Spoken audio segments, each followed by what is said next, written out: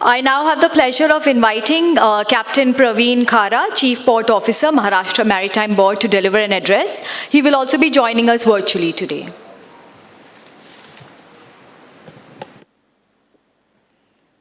Yeah, I'm audible. Yeah, I'm audible. Yes, you are, sir. Yeah. Respected delegates, distinguished industry leaders, and my esteemed colleagues, good evening to you all. It is privilege and honor to address this International Shipbuilding Conference. I sincerely thank the organizers for giving me this opportunity and to share my thoughts with such a distinguished gathering of global maritime stakeholders. And I regret that I was unable to join you in person due to some urgent meeting at the ministry at last moment, which required my urgent travel to New Delhi. And so I could not come physically. However, I'm pleased to connect with you all virtually and remain fully engaged in these important discussions. So it's starting for shipbuilding like in Maharashtra, what we have done so far. In 2025, we have come up as a Maharashtra was the first state to come out with the independent ship building, ship repair and ship recycling policy, in which we had three models of shipbuilding, ship repair and this thing. First was MSC, that was Marine Shipyard Clusters, in which all the enabling infrastructure, everything will be created by government, and it will be like a plug and play model for the shipyard who will come to set up the shipyard in this marine shipyard cluster. It will be like a play and play model.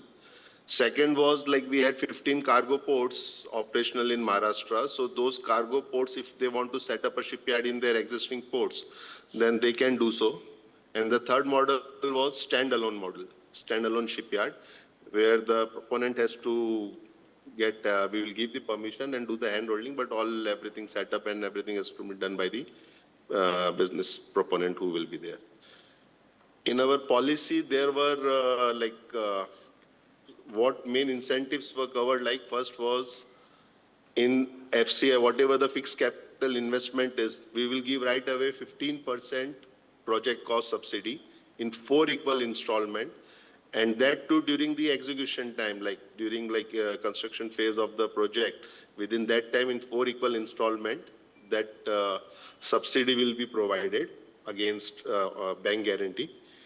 Then apart from this, there is like skill and development. If somebody want to set up a skill and development center, so 60% or up to 5 crore, whichever is lesser, that amount will be given.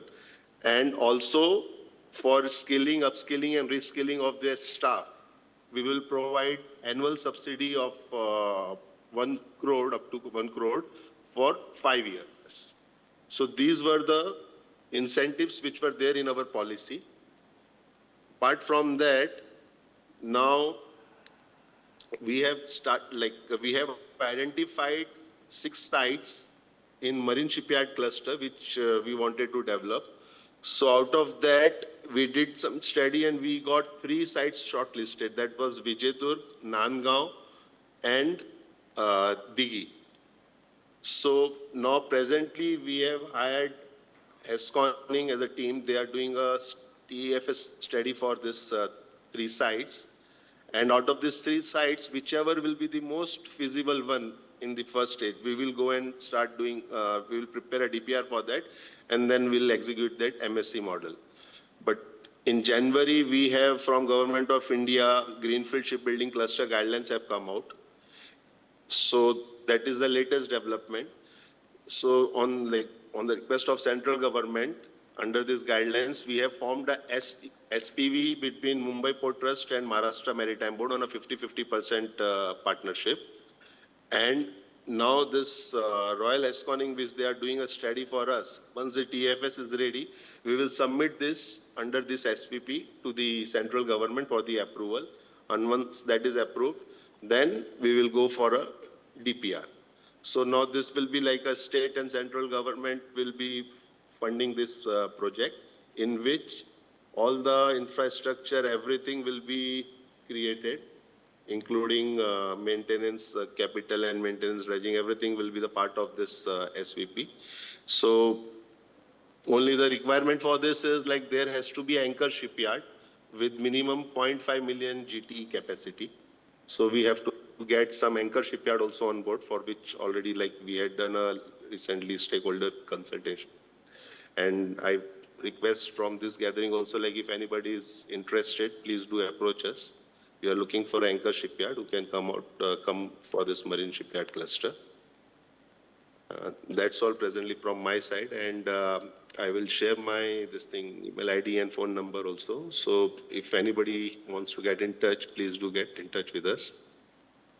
That's all. Thank you.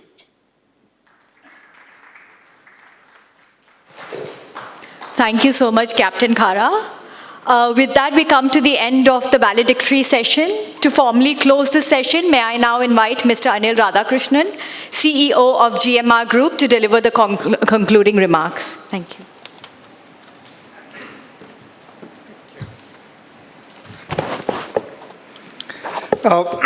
Good evening.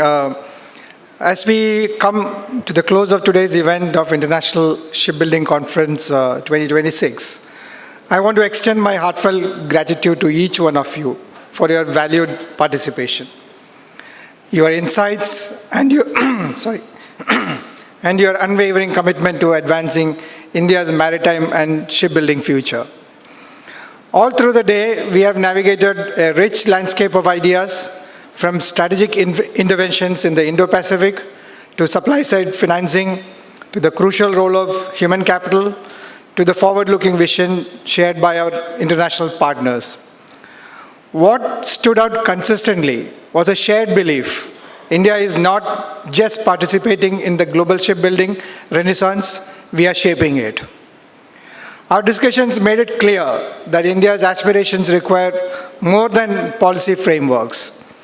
They required collaboration, innovation, and a collective willingness to disrupt the status quo. Whether it is leveraging GIFT City for fleet financing, accelerating green shipbuilding, modernizing our shipyards, or integrating cutting-edge technologies, a roadmap driven by consensus, expertise, and ambition.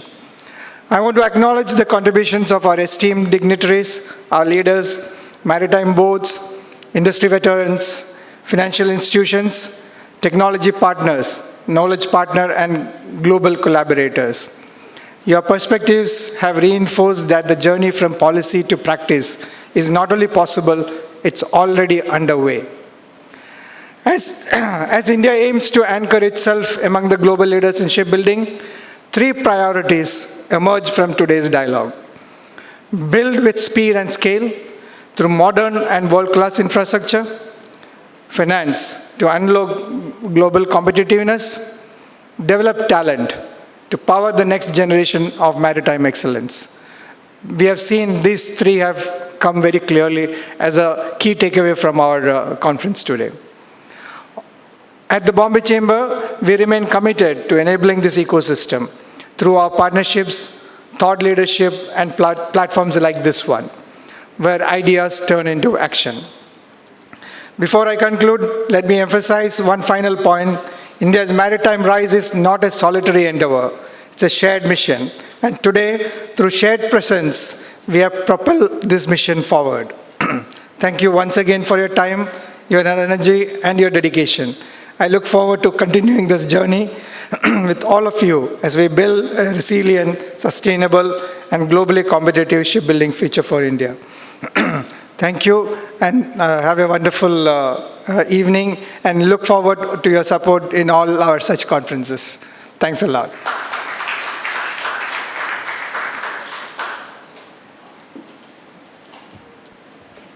Thank you, Mr. Radhakrishnan. I now request our Director General, Mr. Sandeep Khosla, to kindly come on stage and deliver the vote of thanks. Thank you.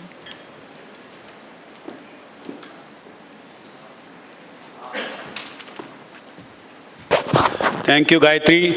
It's been a long day, and I hope everyone enjoyed today's sessions.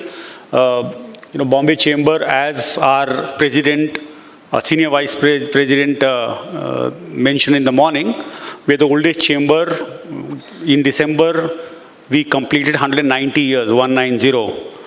So as we move towards our 200th year, we hope by that time, shipbuilding becomes a major part of India's growth story, as the Prime Minister's vision is. All of you would contribute towards that. Let me start by saying that I'm extremely thankful to Mr. Jalota, who has been like a rock with us, for all our conferences. So thank you, sir. Without you, this wouldn't have been possible. A lot of effort which he personally puts in. He writes letters to all the speakers, and we are really thankful to him for the efforts he takes. To all the organizing committee members, some of them who are here right now, some have left. Mr. Mohanlal, who really helped us put this together. Captain Iyer, who's here. Mr. Nambiar has left. Captain Tyagi, who again put in a lot of hard work. And all the others, including Arjun Chowgle and others who were an integral part of our organizing committee. Without the sponsors, we wouldn't have been able to put this together. So my sincere thanks to all of them for being partnering us for this. PwC, our knowledge partner, Shipping Times, who again have publicized this event. GMR Sports and Anil Radhakrishnan especially for contributing towards this. New India Assurance, Chowgle and Company, Shipbuilding, Shroff Shipyard, and Soulflower for all the support.